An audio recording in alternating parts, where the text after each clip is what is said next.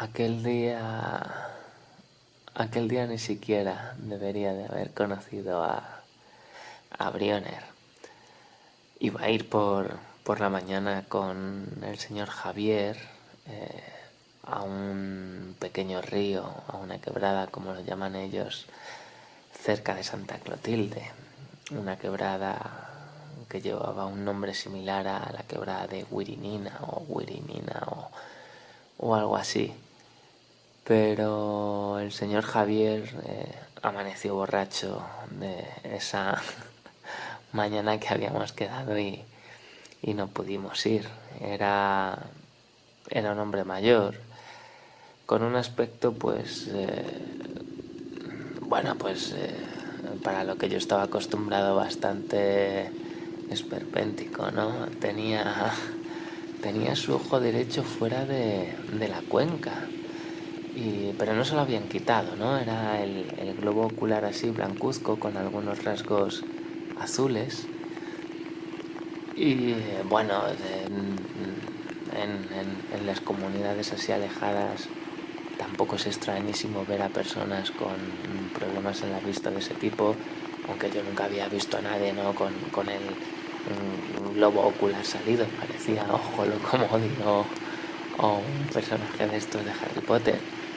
Pero bueno, el caso es que al final no me fui con él y en el sitio donde yo desayunaba todos los días, en la bodeguita de la señora Vilma,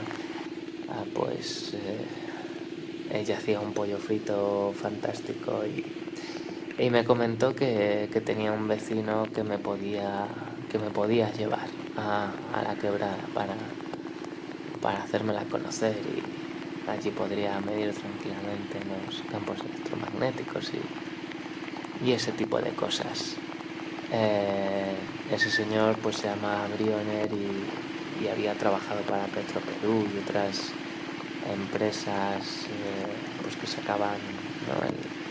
el petróleo de la Amazonía durante bastante tiempo. Y bueno, Brioner era una persona muy interesante. La verdad que me sorprendió mucho, ¿no? Él me preguntaba sobre los rayos X, porque cuando él había trabajado para la petrolera, pues le habían hecho un examen médico, ¿no? Y le habían pasado por una máquina de rayos X y él quería saber qué era eso de los rayos X. Bueno, hablamos de muchísimas cosas y al final pues me comentó que él había curado su propia malaria con un preparado hecho a partir de la corteza de un árbol que allí llamaban remo caspi. Yo, bueno, pues tampoco le di mucha importancia, la verdad es que hay muchas historias similares por allí y lo dejé estar.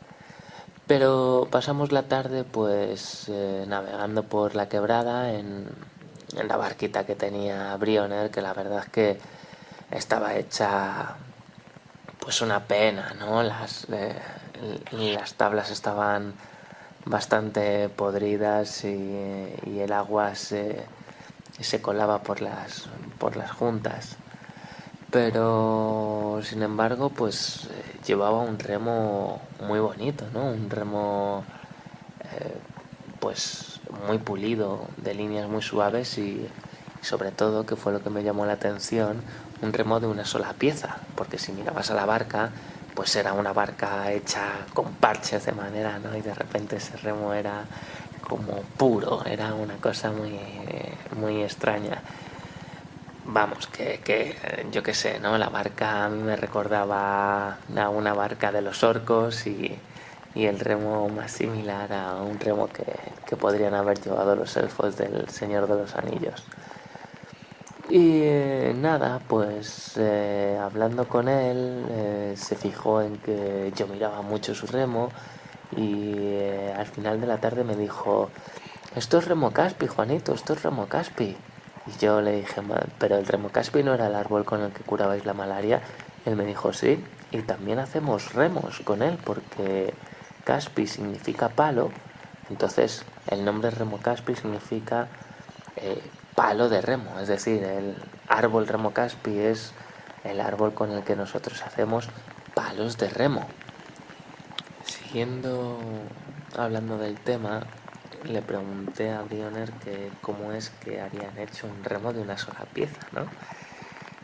Y él me comentó que es que era pues una cosa muy natural, dado que el árbol remo caspi era un árbol con aletas en la base, por lo que la pala del remo no era nada más que una de esas aletas del árbol unida pues a un trocito del tronco que hacía las veces del mango por el que él agarraba el remo.